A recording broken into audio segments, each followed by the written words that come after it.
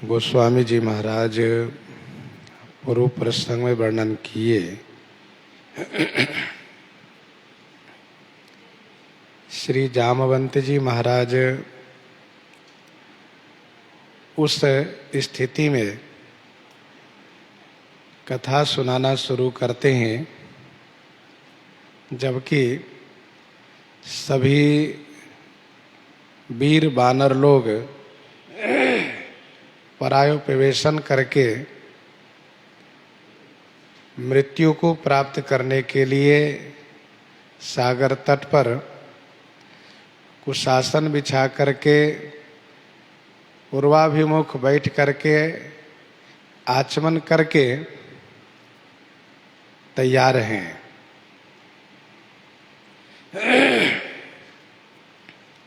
श्री जामवंत जी महाराज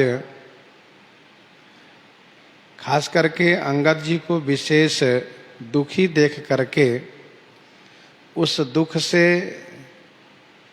निकालने के लिए, उस दुख को निवारण करने के लिए विशेष उपदेश से परिपूरित कथा सुना रहे हैं।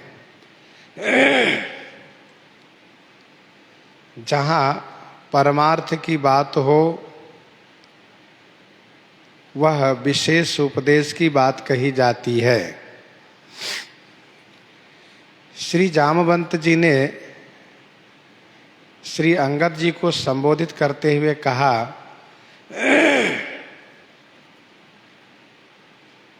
कि श्री राम को मनुष्य मत मानिए। श्री राम जी सच्चिदानंद घन पूर्ण ब्रह्म परमात्मा हैं। वे निर्गुण ब्रह्म हैं, अजित हैं, अजन्मा हैं, ऐसा समझिए। और हम सभी सेवकों का बहुत बड़ा सौभाग्य है कि हम लोग सगुण ब्रह्म श्री राम जी के अनुरागी हैं। वैसे उपासना सगुण ब्रह्म की ही करनी चाहिए।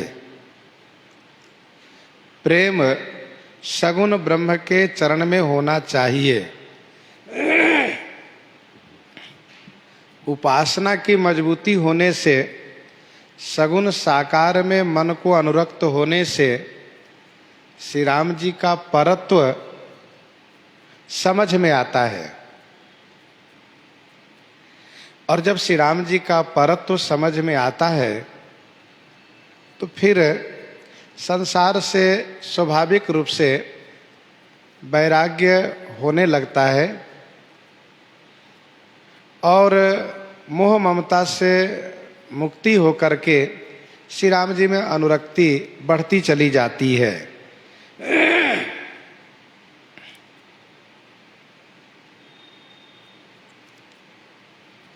श्री कागभूषुंडी जी महाराज लोमस जी से यही कहते हैं कि आप मुझसे सगुण ब्रह्म की उपासना बताइए। पुनि मैं कहूँ नाई पद सीसा, सगुण उपासन कहूँ मुनीसा।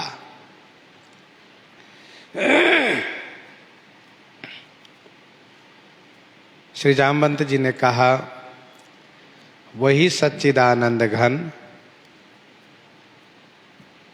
आज अव्यक्त प्रभु श्री राम जी अपनी इच्छा से अवतार लिए हैं।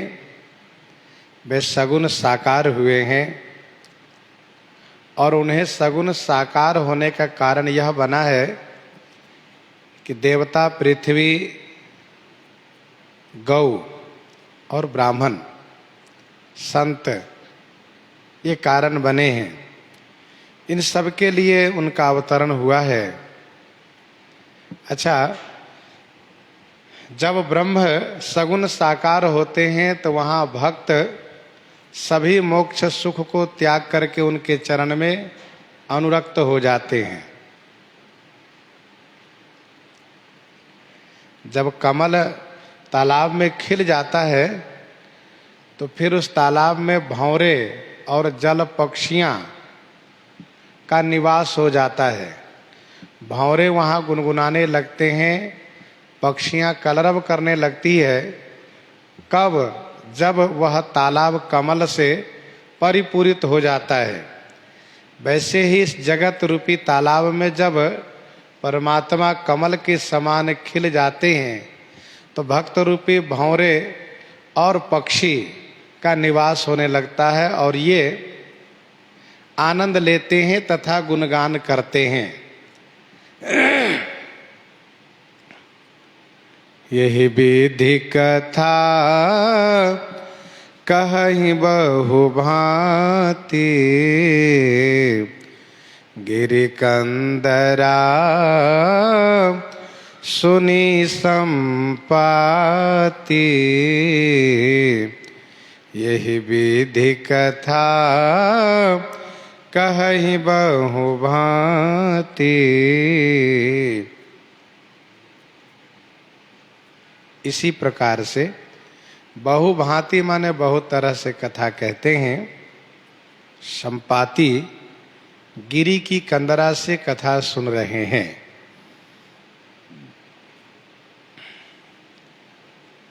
बहुभांति कहने का भाव यह है कि अन्य रामायण में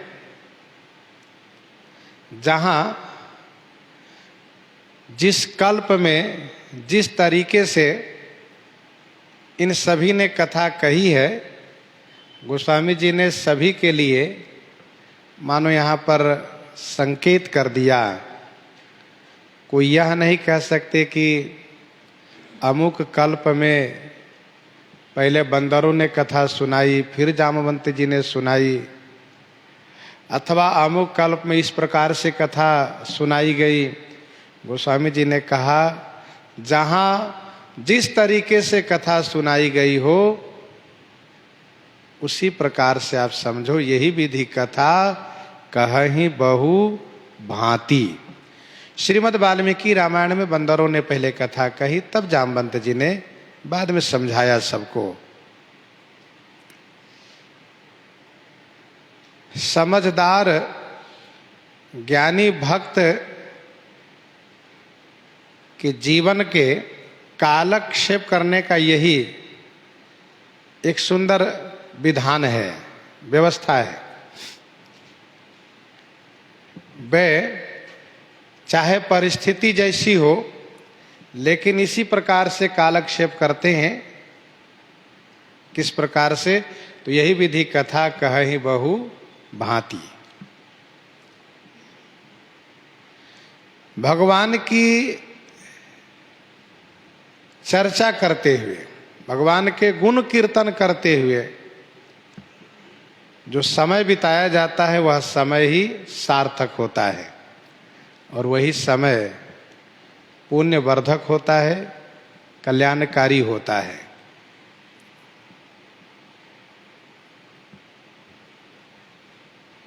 भगवान श्री राघवेंद्र के ईश्वर तत्व को श्री जामवंत जी ने प्रतिपादन किया है और बाकी वानर वीरों ने श्री राम जन्म से लेकर के अब तक जो श्री राम के चरित हुए हैं उन चरित पर सबने यथामति प्रकाश डाला है।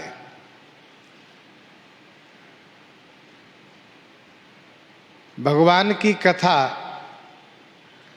अलग अलग संतों के सज्जनों के मुख से सुनने से एक अलग अलग तरीके से आनंद प्राप्त होता है। यद्यपि कथा का मुख्य सूत्र है श्री अयोध्या जी में अवतरण, श्री मिथिला जी में विवाह, लंका में असुरों का संहार, लेकिन फिर भी निज निज मति मुनि हरिगुण गावहीं, निज निज मति मुनि हरिगुण गावहीं।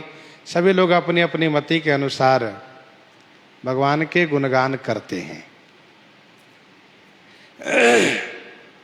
और भगवान की कथा में नित्य नवीनता बनी रहती है, लावण्यता बनी रहती है। सुनाने वाले के मुख से एक विशेष नवीनता की अनुभूति होती है।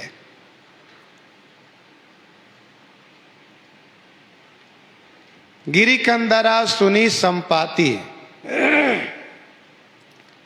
कथा सुनाने वाले बहुत है, सुनने वाले प्रधान रूप से संपाति है। वैसे कथा कोई एक कहते हैं तो सब सुनते हैं, पर अपनी अपनी बारी से सभी ने कथा सुनाई और मुख्य श्रोता के रूप में संपाति हुए। जैसे धुंधकारी ने कथा सुनी, बांस के उस गांठ में बैठ करके, आज भी भागवत जी की कथा कहने सुनने में इस विधा को अपनाया जाता है। 7 गांठ वाले बांस गाड़े जाते हैं। तो संपाति ने कथा धुंधकारी की तरह सुनी गिरी कंदरा से, जैसे बांस के कंदरा खो से धुंधकारी ने कथा सुनी है। अब आगे गोस्वामी जी कहते हैं कि बाहर हो ये देखी बहु केसा, बाहर हो ये देखे बहु केसा, मोहि आहार दीन जगदीशा, मोहि आहार दीन जगदीशा। बाहर होई देखी बहु कीसा। संपाति उस गिरी कंदरा से बाहर होकर के बहुत से बंदरों को देखा। बाहर होई देखी बहु कीसा, तो बड़ी प्रसन्नता के साथ कहा, हे जगदीश्वर आपकी जय हो, आपने मेरे ऊपर बड़ी कृपा की है। मोहि आहार दिन जगदीशा, आज जगदीश्वर ने मुझे आहार भेजा है।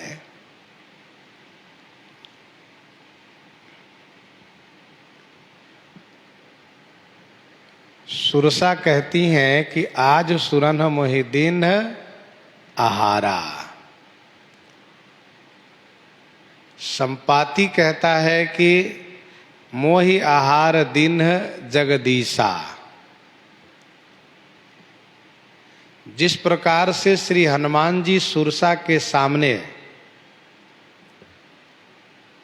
धर्म में बंधे हुए के कारण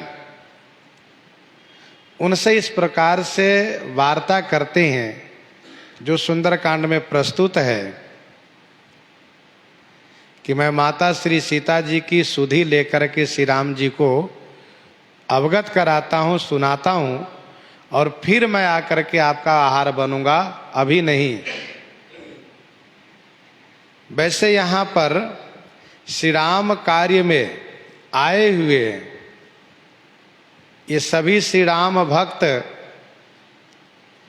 प्रायोपवेशन करके मरने को तैयार हैं, मृत्यु को पाने के लिए बैठे हुए हैं। इस स्थिति में संपाति ने कहा कि मोहि आहार दिन जगदीशा।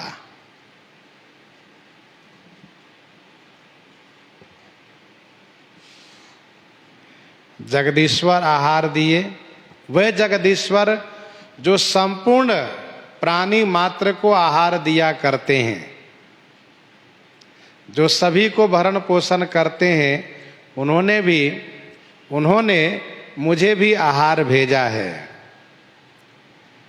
आज सबनि कह भक्षण करऊं, दिन बहु चलेऊ, आहार बिनु मरऊं। आजो सबनि कह भक्षण करऊं, दिन बहु चलेऊ, आहार बिनु मरऊं। आज मैं सभी को भक्षण करूंगा, दिन बहु चलेऊ। बहु दिन चलेऊ माने बीत गए। आहार बिनु मरऊ, मैं बिना आहार के मर रहा था।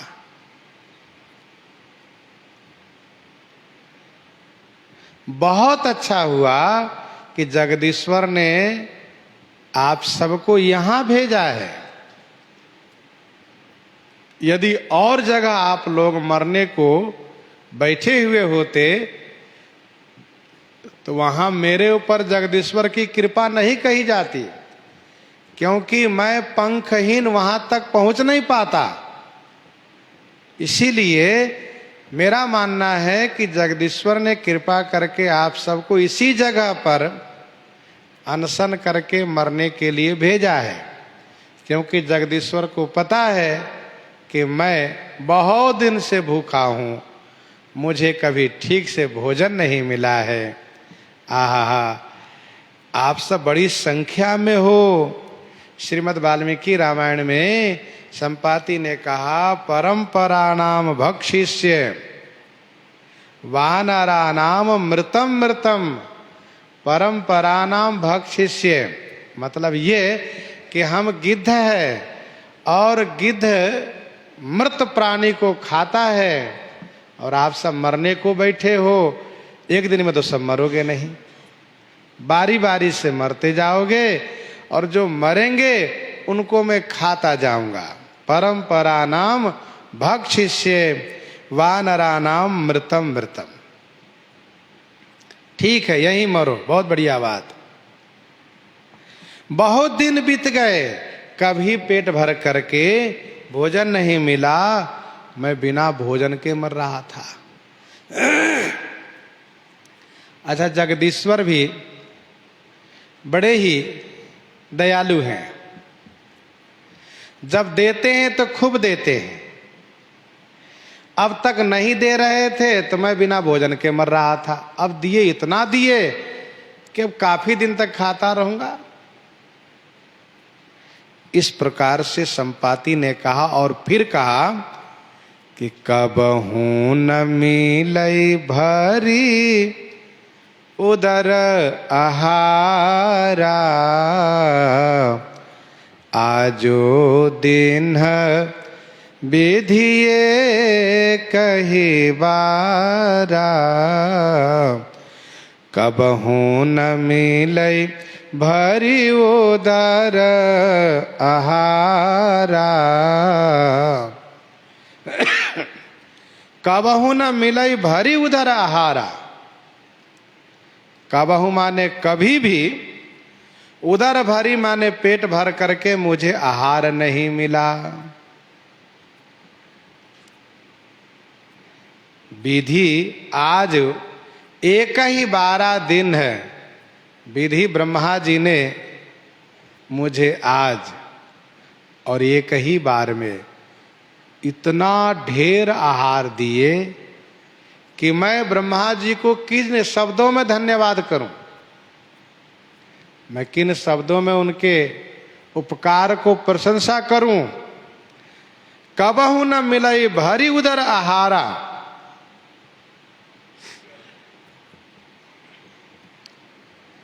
संपाति ने कहा कि हम गिद्ध लोग बड़े भूखे हुआ करते हैं,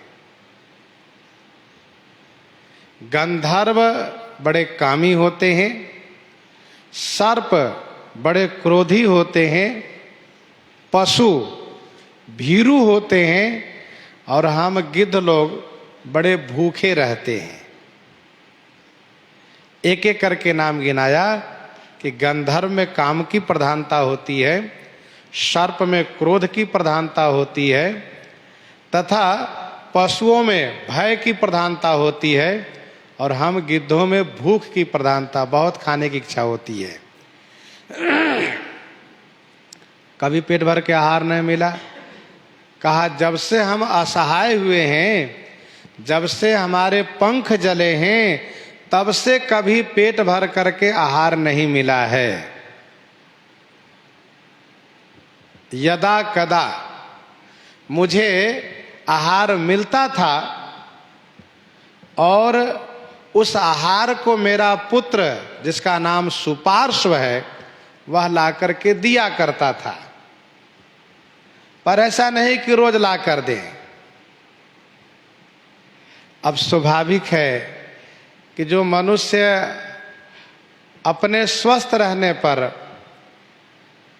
सब ठीक ठाक रहने पर, जिस प्रकार से उसका खान पीन होता है, जिस तरह से वे खाते पीते हैं, मौज मस्ती में रहते हैं, जब वे असहाय हो जाते हैं, रुग्ण अवस्था को हो जाते हैं, जरा अवस्था को प्राप्त कर जाते हैं, तो उनके परिवार वाले उस प्रकार से उनके मनोवांछित वस्तु प्रदान नहीं कर पाते हैं। गोस्वामी जी ने स्पष्ट कहा है कि गृहपाल होते अति निरादर, गृहपाल होते अति निरादर, खान पान न पावई। ये मनुष्यों की स्थिति है, वो तो पक्षी हैं। सुपार्श्व नाम का बेटा, ये संपाति का है, वह भोजन ला के दिया करता था। कभी लाया, कभी नहीं लाया, कभी थोड़ा लाया, कभी ज्यादा ला के दे दिया।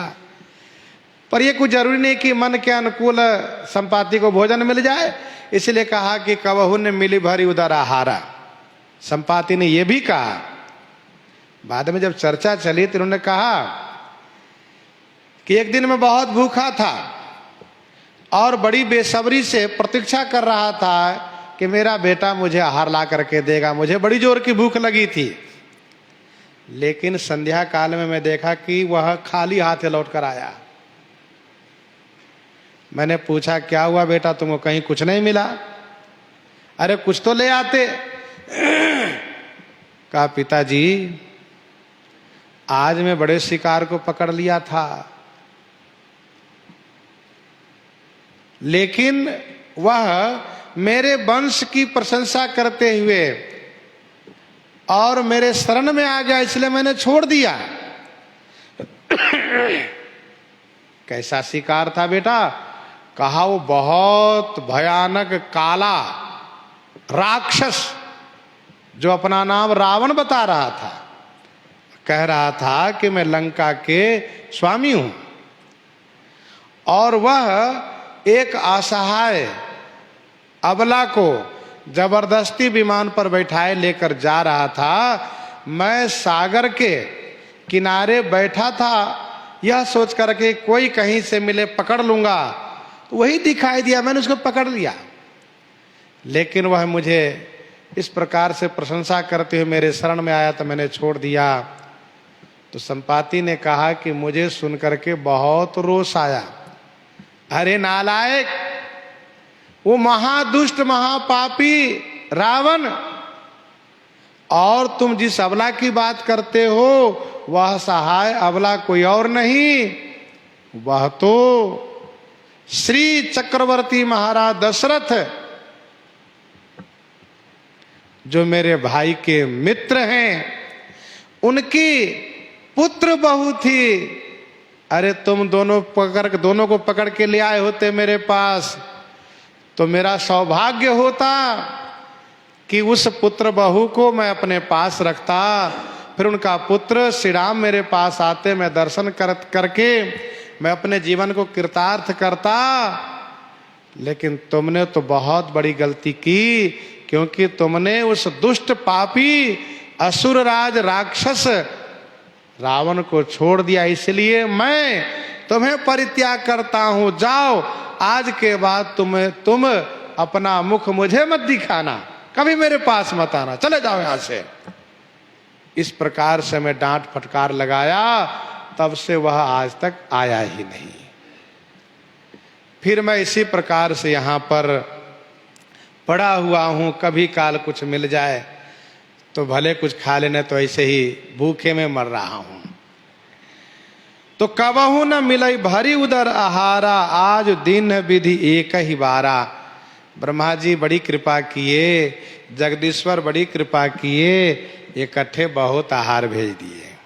गोस्वामी जी कहते हैं, डर पे गिद्ध बचन सुने काना, डर पे गिद्ध बचन सुने काना, अब भामरन सत्य हम जाना, अब भामरन सत्य हम जाना।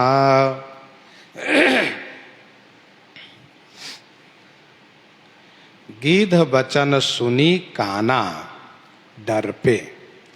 गिद्ध के वचन कानों से सुन करके सब बानर डर पे माने डर गए और फिर कहने लगे कि हम जाना अब सत्य मरण भाग। हमने समझा कि अब सचमुच हमारा मरण हुआ। डर पे गिद्ध वचन सुनि काना, अब भा मरण सत्य हम जाना। वैसे चाहे प्रायोपवेशन करने पर भी हम नहीं मर पाते, किसी न किसी विधि से बच जाते। ऐसा भी हो सकता था कि श्री सीता जी की सुधि भी मिल जाती है, और ऐसा भी हो सकता था कि महाराज सुग्रीव यहां तक आकर के हम सबको प्राण दान भी दे देते, हम सब बच जाते। तो महाराज सुग्रीव चाहे नहीं मारते, प्रायोपवेशन से चाहे नहीं मरते, श्री सीता जी की सुधि चाहे मिल जाती, लेकिन अब एक ही बात निश्चित हो गई कि हम लोग जो प्रायोपवेशन करके मरने को तैयार है वही सत्य हुआ, अर्थात अब हम मरेंगे ही। कहाँ हम श्री राम भक्त होकर के श्री राम सेवा में निकले थे, और कहाँ हम मरने को सागर तट पर बैठ गए, और कहाँ मरने के बाद हम अभी मरे नहीं कि खाने वाले पहले तैयार हो गए। अभी हम मरे भी नहीं कि हमें भक्षण करने के लिए पहले तैयार हो गए, और कहते हैं कि हे जगदीश, हे विधाता, आपको बहुत बहुत धन्यवाद, आपने बड़ी कृपा की कि इन सब को यहीं पर मरने के लिए भेजा है, और हम तो बहुत दिनों तक खूब खाएंगे। चलो भैया ठीक है, अब हम मरने को तैयार है, तुम खाने को तैयार है, तो बातें क्या रही, अब हम मरेंगे, तुम खाते जाओ। लेकिन मरने के बाद गिद्ध खा जाए ये अच्छी बात नहीं थी, श्री राम भक्तों को गिद्ध भक्षण करें, लेकिन अब विधान यही बन गया, हम लोग क्या करें, लाचारी है, विवशता है। प्रश्न ये उठता है, ये लोग तो बड़े बड़े बलवान सब हैं, अंगद जी महाराज, हनुमान जी महाराज, जामवंत जी महाराज, नल जी महाराज, नील जी महाराज, ये सब एक से एक बड़े बड़े वीर हैं। इस प्रकार से डर क्यों गए? डट के मुकाबला करना चाहिए था। तुम कैसे खा सकते हो, पहले हम तुम्ही को मारेंगे।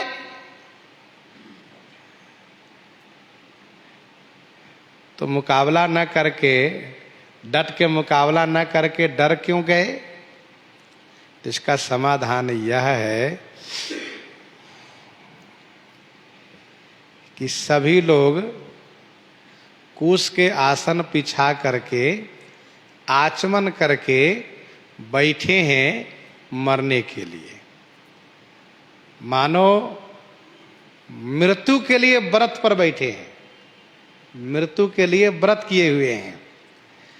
और व्रत के अवस्था में, चाहे जिसके लिए व्रत किया गया हो, व्रत के अवस्था में लड़ाई झगड़ा नहीं करना चाहिए, मारपीट नहीं करना चाहिए। ये शास्त्रीय नियम है। नहीं तो इन लोगों के सामने ये संपाति कुछ नहीं है। माना कि संपाति बहुत बड़े विशालकाय शरीर वाले हैं, तो ये लोग भी कोई छोटे मोटे बानर नहीं हैं, ये सभी बड़े बलवान हैं।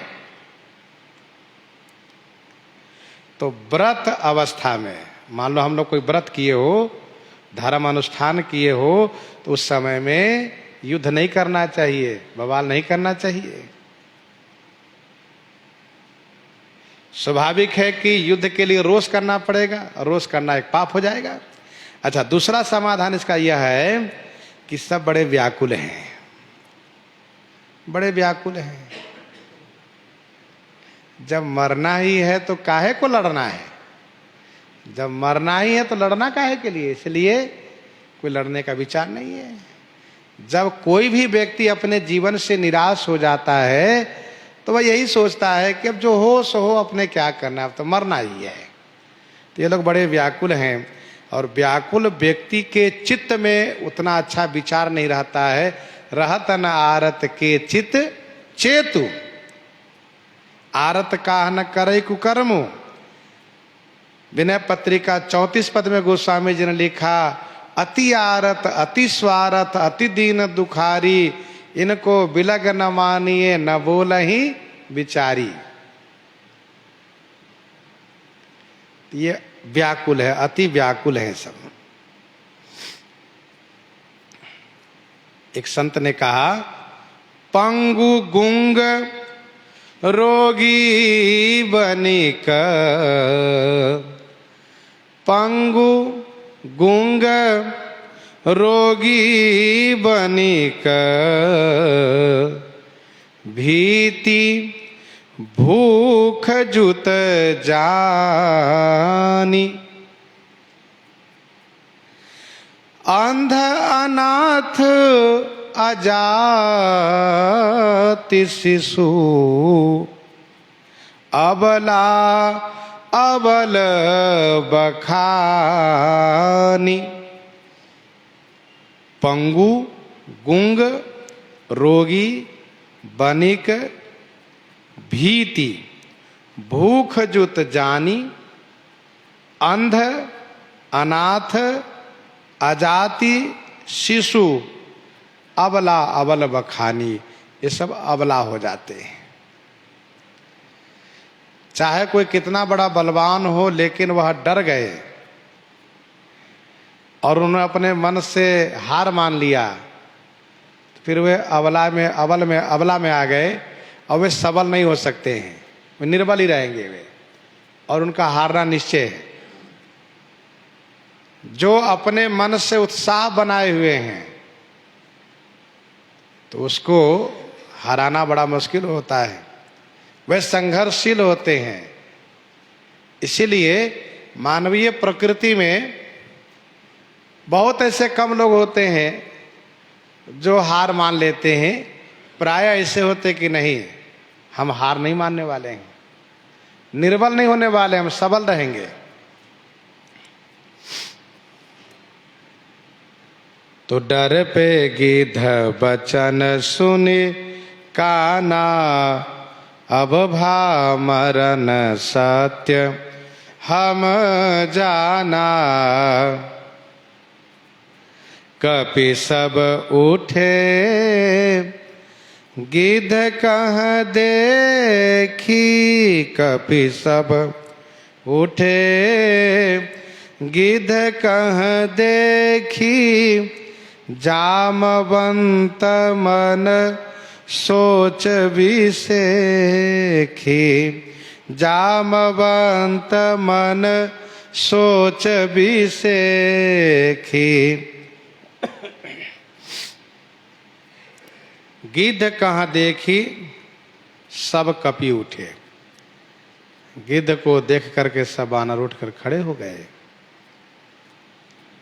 जामवंत मन सोच विसेखी, श्री जामवंत जी के मन में विशेष सोच हो गया। क्यों इनको विशेष सोच क्यों हो गया? तो इसलिए हुआ कि हम सबको समझा रहे थे कि भैया श्री राम जी ब्रह्म है, श्री राम जी सच्चिदानंद परमात्मा हैं, और वे सगुण साकार हुए हैं। हम सब सगुण साकार के भक्त हैं, इसलिए बड़े भाग्यशाली हैं। हम सब का सौभाग्य है कि श्री राम जी की सेवा करने का मौका मिला है। और इधर एक समस्या आकर खड़ी हो गई। क्या समस्या? हम चाहते थे कि इन सब के जो मरने का निश्चय है उसमें कुछ बदलाव हो, मरने का निश्चय छोड़ करके आगे श्री सीता जी की खोज का कोई प्रयास करेंगे, और इधर ये खाने को तैयार हो गए। अभी मरे नहीं कि खाने वाले पहले बोल दिए कि हम बहुत अच्छे हैं कि हमारे लिए भगवान इतना आहार भेज दिए हैं। श्री हनुमान जी ने भी अंगद जी को समझाया था इस प्रसंग में। श्रीमद् वाल्मीकि आदि वर्णन है कि युवराज आप इस प्रकार से सोच मत कीजिए, क्योंकि आप तारा पुत्र हैं और आप सुग्रीव के प्यारे हैं, प्रिय हैं। आप इस प्रकार से निराश मत होइए, क्योंकि श्री अंगद जी ने जो बात कही है वह बातें इस प्रकार की है कि इस वानर समूह में स्वाभाविक है कि भेद हो जाएगा। लोग समझ लेंगे कि हाँ सही बात है कि भाई बाली का पुत्र है अंगद, सुग्रीव का हृदय सही नहीं है, वो मरवा डालेंगे। अभी से वानर के बीच में इन सब जितने सब लोग आए हैं इन सब के मन में भेद बुद्धि आ जाएगी। सुग्रीव के प्रति नफरत सा होगा, नफरत होगा, और मन में ये होगा कि नहीं नहीं सही कह रहे हैं अंगद, तो ये ठीक नहीं। इसलिए हनुमान जी महाराज ने भी समझाया है कि अंगद आप इस प्रकार से मत कहिए, ऐसा मत सोचिए। महाराज सुग्रीव आपको बहुत प्रेम करते, बहुत मानते हैं, और फिर आप तारा के पुत्र हैं। इधर जामवंत जी महाराज को इस बात को लेकर के चिंता है कि हम कथा सुना रहे थे कि हम सब भाग्यशाली हैं, और यहाँ स्थिति ऐसी बन गई कि हम लोग भाग्यशाली में से नहीं रहे, अब अभागी हो गए। क्योंकि हम मरेंगे तो हमारे सबको ये गिद्ध भक्षण करेगा। जामवंत जी चिंतित हैं, अब क्या कहें, अब क्या कह करके सबको समझावें। तो ध्यान दीजिएगा, भगवान के जहां समूह भक्त हैं वहां भगवान किसी एक न एक को प्रेरित किए रहेंगे जरूर। क्योंकि उर प्रेरक रघुवंश विभूषण है, ठाकुर जी सबको प्रेरित करने वाले हैं, तो किसी न किसी एक को जरूर मजबूत बनाए रखेंगे सबको संभालने के लिए। तो अब श्री रघुनाथ जी अंगद जी को प्रेरित किए, क्योंकि अंगद जी बहुत धैर्यता के साथ बड़ी सावधानी से कथा श्रवण किए हैं। अंगद जी महाराज ने कह अंगद विचारी मन माही, धन्य जटायु सम को नाही। कह अंगद विचारी मन माही। अंगद जी महाराज ने मन में सोचा इस समय क्या कहना चाहिए। तब इनके मन में बात आई कि मैं इनके सजाती जटायु की प्रशंसा करूं तो स्वाभाविक है कि जब ये अपनी सजाती की प्रशंसा सुनेंगे, चूंकि अंगद जी को ये पता नहीं है कि ये संपाति नेवछावर कर दिया, अपने आप को बलिदान कर दिया, शहीद हो गए श्री राम सेवा में। आज पूरे ब्रह्मांड में उनके गुणों का बखान हो रहा है, तो स्वाभाविक है कि अपनी जाति की प्रशंसा यह सुनेगा तो इसकी सहानुभूति हमें प्राप्त होगी, और ये अपनी सहानुभूति हम पर जरूर दिखाएंगे। एक बहुत अच्छी बात है। हम सब श्री राम कार्य में आए हैं, और श्री राम कार्य के लिए जटायु ने अपने आप को बलिदान किया है। उसकी प्रशंसा सुनकर के यह गिद्ध जरूर प्रसन्न होगा और कुछ न कुछ सहानुभूति तो दिखाएगा जरूर। इसके मन में तो बात आएगी ही कि अरे भाई ये भी श्री राम भक्त हैं, हम इनको क्यों खावें। और फिर कोई ना कोई विकल्प तो निकले, कोई ना कोई बात तो सामने आएगी ही। क्योंकि यहां पर लाचारी में, विवशता में बंदर लोग मरने को तैयार थे। ऐसा नहीं कोई शौक से मरने आए यहां पर, ये मजबूरी है, लाचारी है। और इसी में इसने कहा कि हम सबको खाएंगे।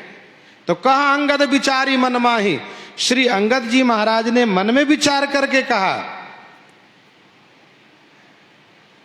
अंगद जी ने आपस में कहा, मित्रों संसार में बहुत लोग धन्य हैं, लेकिन मेरा मानना है कि जटायु नामक जो गिद्ध हुए हैं उसके जैसा धन्य कोई हो ही नहीं सकता है। धन्य जटायु सम को नाही। संसार में बहुत से धन्य हैं। धन्य देश हो जहां सुरसरी, धन्य नारी पतिव्रता अनुसरी, धन्य से भूप नीति जो करई, धन्य सुदुज निज धर्म न टरई, सो धन धन्य प्रथम गति जाकी, धन्य पुण्य रत मति सोई पाकी, धन्य घरी सोई जब सत्संगा, धन्य जन्म दुज भगति अभंगा, इत्यादि बहुत से धन्य हैं। लेकिन धन्य जटायु सम को नाही। जैसे ही कहा वैसे ही संपाति सुनकर चौंक गए। जटायु? फिर तो जिस स्वर में, जिस आवाज में संपाति बोल रहे थे पहले, क्या मोहि आहार दिन जगदीशा, आज सबन का भक्षण करऊं, उनकी वह आवाज अब नरम पड़ गई। उसकी वह आवाज ढीली पड़ गई संपाति की, और वह सुनने के लिए उतावले होने लगे कि जटायु, बरसों बीत गए, आज मेरे कान को सुनने को मिल रहा है जटायु, मेरे भाई जटायु। श्री अंगद जी ने कहा धन्य जटायु सम को नाही, और बड़ी मजबूती के साथ अंगद जी ने जटायु जी की प्रशंसा शुरू किया। दोहावली में गोस्वामी जी ने 223 से लेकर के 27 तक वर्णन किया है। मुए मरत मरिहे सकल, घड़ी पहर के बीच। मर गए, मर रहे हैं, मरते रहेंगे घड़ी पहर के बीच। मुए मरत मरिहे सकल, घड़ी पहर के बीच। लही न काहू आज लो गिद्ध राज से मीच, क्योंकि राग हो गिद्ध गोद करी लिन्हो। नयन सरोज सलील, नयन सरोज स्नेह सलिल सुचि, मनव अर्घ जल दीन्हो, राग हो गिद्ध गोद करी लिन्हो।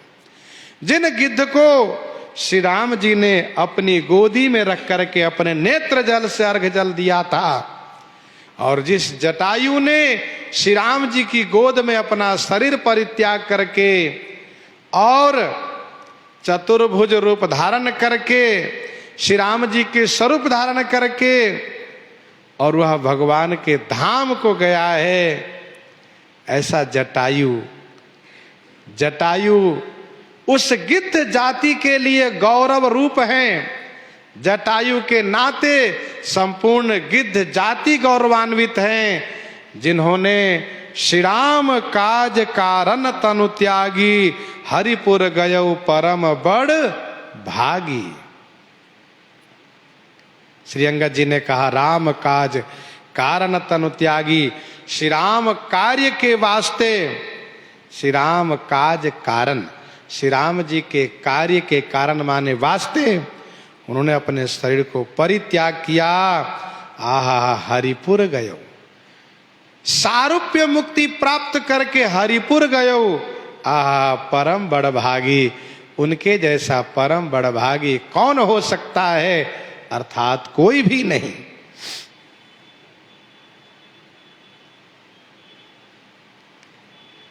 श्री अंगद जी ने इतना ही तो कहा। गिद्ध जाति में एक जटायु नामक गिद्ध हुए हैं। उनके जैसा धन्य कोई हो नहीं सकता, क्योंकि उन्होंने श्री राम जी की सेवा में, उनकी धर्मपत्नी श्री सीता जी की रक्षा करने में अपने आप को बलिदान कर दिया और श्री राम जी की गोद में शरीर को परित्याग करके श्री राम जी के दर्शन करते हुए, श्री राम जी के नाम लेते हुए शरीर को परित्याग करके सारूप्य मुक्ति प्राप्त करके श्री हरि धाम को प्राप्त किया है।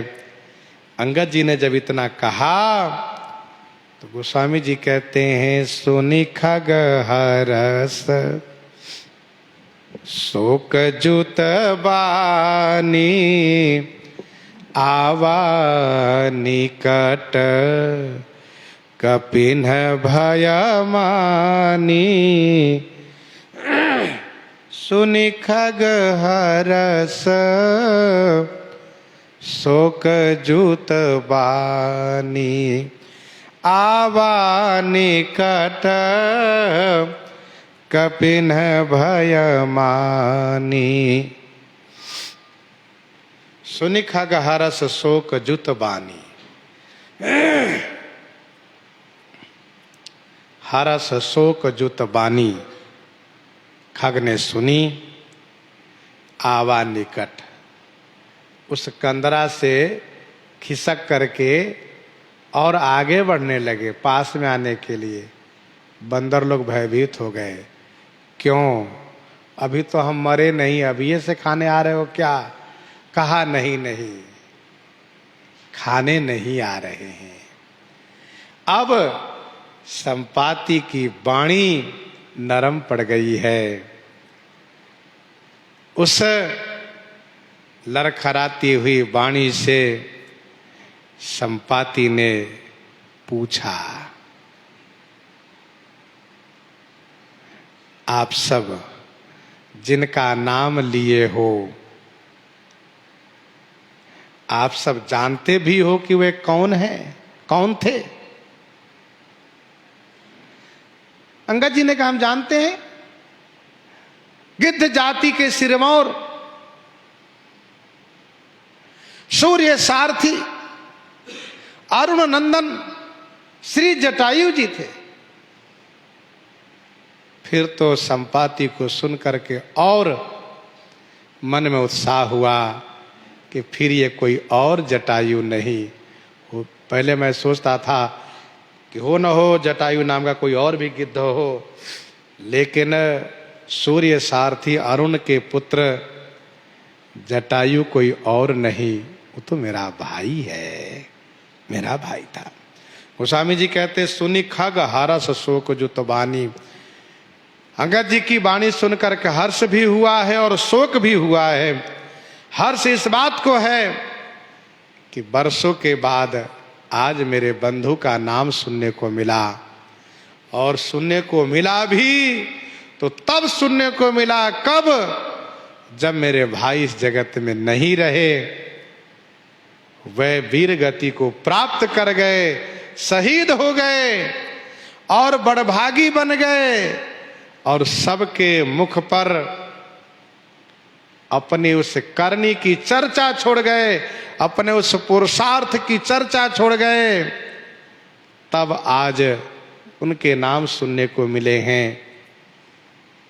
तो हर्ष है नाम सुनने से, शोक है भाई की मृत्यु पर।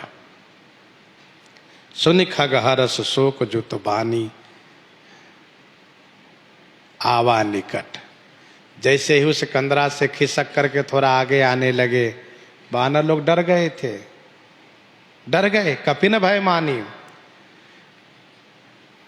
संपाति ने समझा कि सब डर गए हैं, डर रहे हैं, कहीं ऐसा न हो कि भागने लगे, भाग जाए।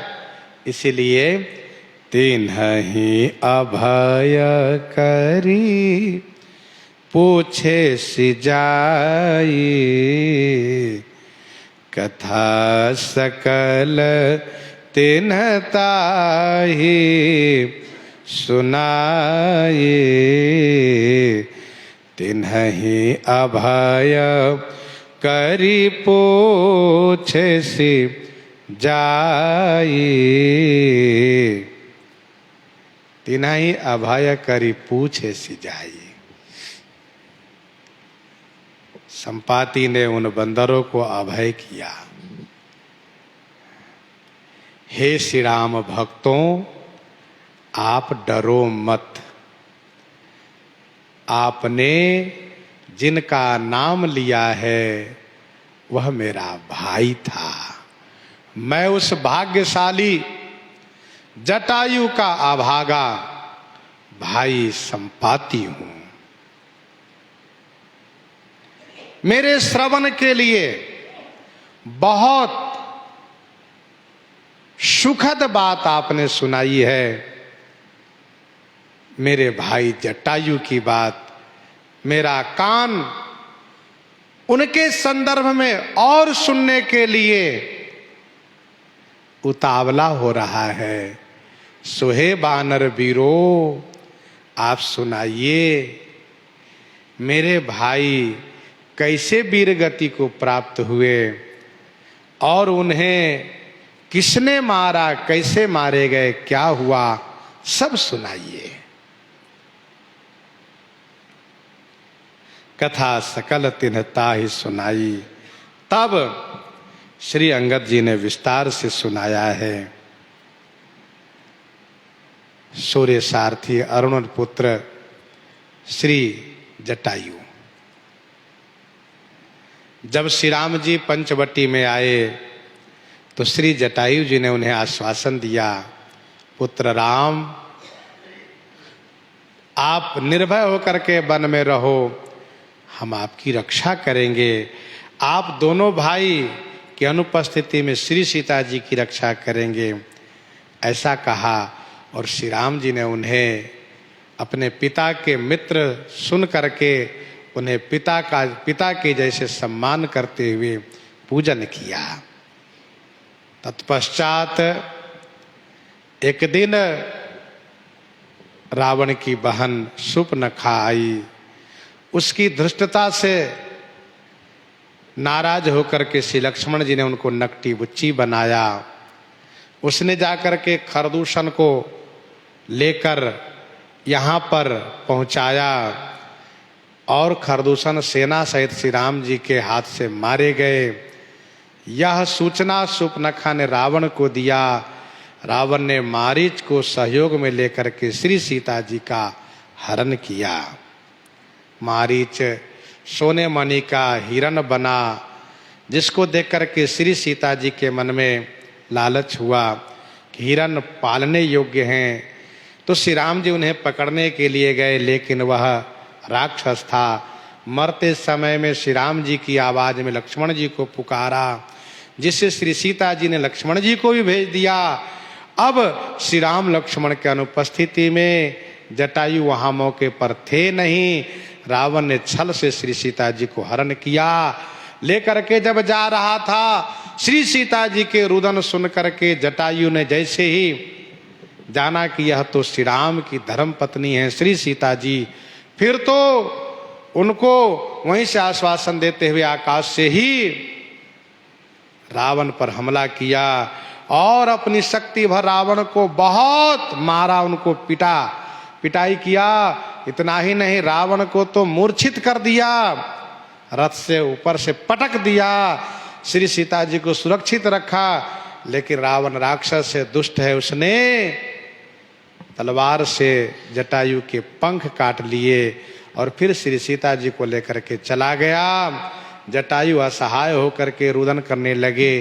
तब श्री राम जी लक्ष्मण जी श्री सीता जी की खोज करते हुए वहां पर आए और जटायु के द्वारा श्री सीता जी की खबर पा करके तथा जटायु के शरीर त्याग करने पर श्री राम जी उनको अंत्येष्टि संस्कार किए और श्री राम जी प्रतिज्ञा किए हैं कि रावण को मैं मारूंगा, क्योंकि उन्होंने कहा, जो मैं राम तो कुल सहिता कहीं दशानन आई। फिर श्री राम जी आए हैं किष्किंधा और वहां पर महाराज सुग्रीव से श्री राम मित्रता करके और बाली को प्राण दंड दे करके उन्हें मार करके और सुग्रीव के निर्देशन में चारों दिशा में बानर भेजे गए श्री सीता जी खोज में। जिसमें दक्षिण दिशा में हम सब आए हुए हैं और हम सभी को महाराज सुग्रीव के दिए हुए समय समाप्त हो चुके हैं, लेकिन अभी तक श्री सीता जी की सुधि नहीं मिली है। ये हम लोगों की कथा है।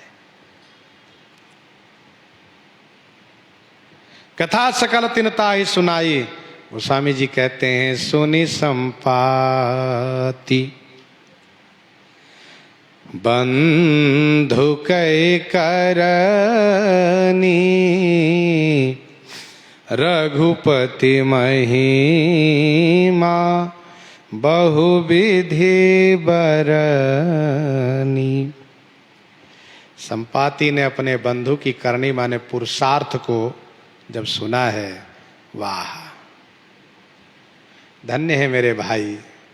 एक नालायक मेरा बेटा जिसने उस दुष्ट को छोड़ दिया, पर मेरे भाई धन्य हैं जिन्होंने अपनी शक्ति भर रावण को श्री सीता जी को लेकर जाने नहीं दिया। रघुपति महिमा बहुविधि बरनी। फिर श्री संपाति श्री जटायु की उस करनी को समझ करके श्री रघुनाथ जी की महिमा को खूब वर्णन किया। धन्य है श्री रघुनाथ जी जिन्होंने अपने हाथ से मेरे भाई को मुखाग्नि दे करके अग्नि संस्कार किया और उनके लिए पिंड दिया, उनके लिए तिलांजलि दिया। और यह कार्य करके हम गिद्ध जाति को गौरवान्वित किया है। कहाँ तो गिद्ध अधम खग आमिष भोगी, पर गति दिन ही जो जाचत जोगी। तो श्री रघुनाथ जी बड़े ही महान हैं, बड़े उदार हैं। रघुपति महिमा बहुविधि बरनी। फिर संपाति ने सोचा कि मुझे चंद्रमा मुनि ने कहा था कि वह श्री राम दूत होंगे जो श्री सीता जी की खोज में आएंगे। वह जब आपको छुएंगे ना तो आपके शरीर में पंख जम जाएंगे। तो संपाति ने सोचा कि वैसे लोग डर रहे हैं, मैं पास में कैसे जाऊं। तो एक युक्ति निकालता हूं, उन्हीं को बुलाता हूं अपने पास और वे मुझे छुएंगे, मेरे पंख जमेंगे, तो मैं समझ जाऊंगा सचमुच श्री राम भक्त यही लोग हैं। और प्रमाणित होने के बाद फिर मैं इनको वचन से सहायता करूंगा। संपाति ने बिना परीक्षण किए आगे के कार्य को क्रियान्वित करने का निश्चय नहीं किया। कहा, मोहि लई जाहू सिंधु तट, देव तिलांजलि ताहि, बचन सहाई करबि मैं, पैहु खोजहु जाहि, पैहु खोजहु जाहि। मोहि सिंधु तट लई जाहू। आप पूछोगे क्यों? तो हे श्री राम भक्तों, मैं अपने भाई को तिलांजलि देना चाहता हूं। देव तिलांजलि ताहि। और सुनो, मैं वचन से सहायता करूंगा, मैं वचन से सहायता करूंगा। जाहि खोजहूं पैहूं, जिनकी खोज कर रहे हो उनको प्राप्त कर लोगे। आहा, यह सुंदर शब्द सुन करके कि श्री सीता जी को हम प्राप्त कर लेंगे, श्री सीता जी की सुधि हमें मिल जाएगी। मानो इन सभी बंदरों के जान में जान आ गई। मन को बड़ा संतोष हुआ। मोहि लय जाहू सिंधु तट, देव तिलांजलि ताहि। अब फिर सोचने लगे कौन जाएगा उनके पास, उनको लेने कौन जाएगा। क्योंकि छोटी मोटी पक्षी नहीं है, संपाति के शरीर है।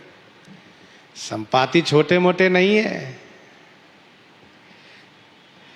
तो संपाति की देह छोटी नहीं, संपाति का शरीर बहुत बड़ा है।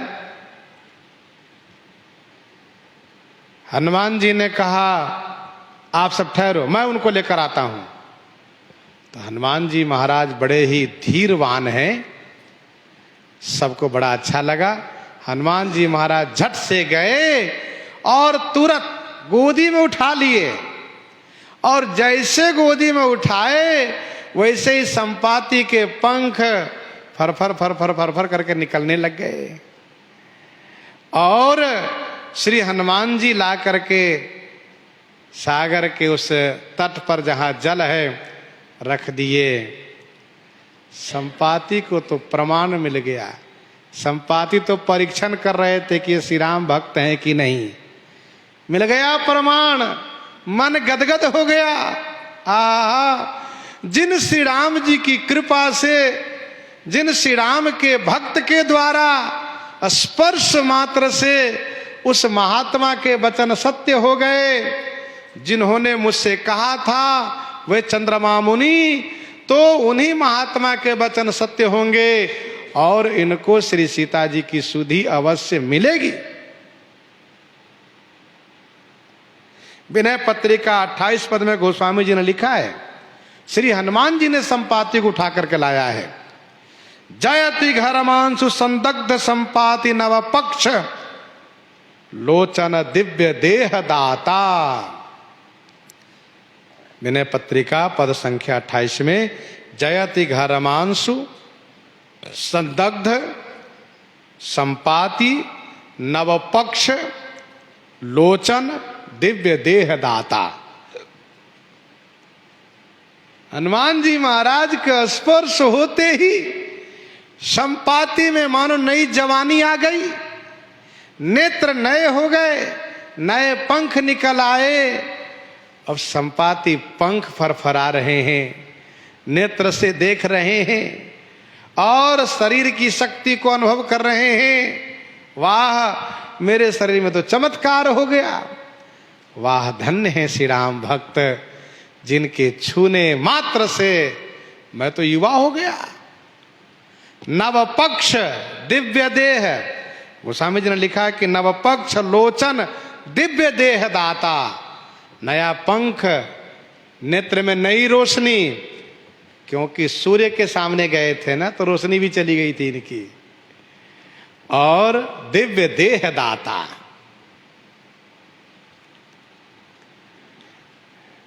किसी ने कहा कि कहाँ लिखा है कि जटायु, कहाँ लिखा है कि गिद्ध भी तिलांजलि देते हैं, पक्षी भी तिलांजलि देते हैं।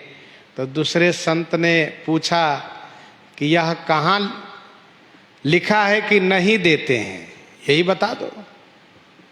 जिससे पूछने वाले ने कहा कि ये बताइए कि कहाँ लिखा है कि गिद्ध लोग भी तिलांजलि देते हैं। तो उत्तर देने वाले संत ने कहा कि ये बताओ कहाँ लिखा है कि नहीं देते हैं। भाई, पशु पक्षी त्रिजग योनि है।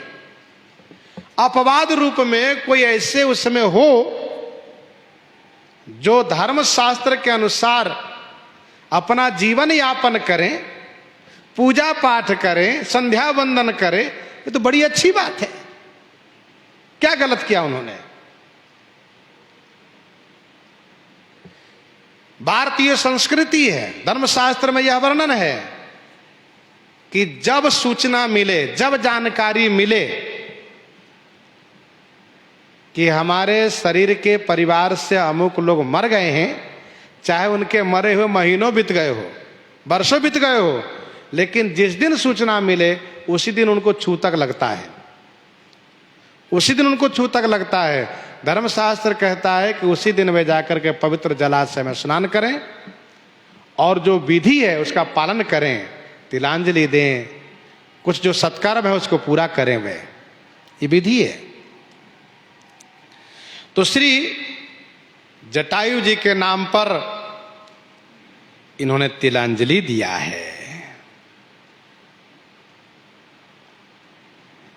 अनुज क्रिया करे सागर तीरा, अनुज क्रिया करे सागर तीरा, कहि निज कथा सुनहु कपिबीरा, कहि निज कथा सुनहु कपिबीरा। ये जटायु संपाति कोई सामान्य नहीं है, कश्यप जी के पौत्र हैं। कश्यप पुत्र अरुण, अरुण के पुत्र एक जटायु संपाति है। बड़े विद्वान हैं। और अनुज क्रिया करि सागर तीरा, समुद्र के तीर पर अपने भाई की क्रिया करके कही निज कथा सुनहु कपिबीरा, अपनी कथा कहना शुरू किया। हे वीर वानर, आप मेरी कथा सुनो। आप सब वीर हो, इसलिए वीरता की कथा सुनाता हूं। वीरों से वीरता की कथा सुनाने से वीरों में उत्साह बढ़ता है। कायरों को सुनाओ तो कायर का हृदय धड़कने लगता है, बेचारे घबराते हैं, बाप रे ये कैसे हुआ होगा। इसलिए संपाति ने कहा कहीं निज कथा सुनो कपिबीरा। और फिर इन्होंने अपनी जवानी की वह कथा शुरू किया है जिसमें कि दोनों भाई सूर्य के पास गए थे और क्या घटना घटी, उन सब की चर्चा कर रहे हैं। सो आगे श्रवण करेंगे। प्रसंग को हम आप यहीं पर हृदयंगम करते हैं। आइए श्रवण करते हैं श्री विनय पत्रिका से।